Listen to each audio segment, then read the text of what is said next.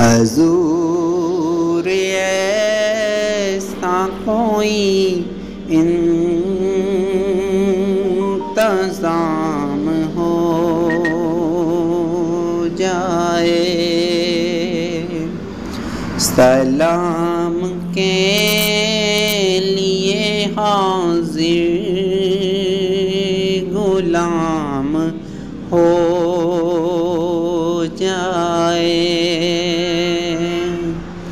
میں صرف دیکھ لوں ایک بار صبح طیبہ کو، بلا سے پھر میری دنیا میں شام ہو جائے، تجلیات سے بھر لوں میں اپنے کاسائے جان، کبھی جو ان کی گلی میں قیام ہو جائے۔ حضور آپ جو چاہیں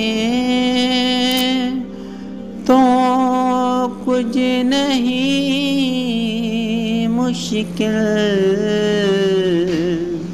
سمٹ کے فاصلہ یہ چند گام ہو جائے۔ حضور ایسا کوئی انتظام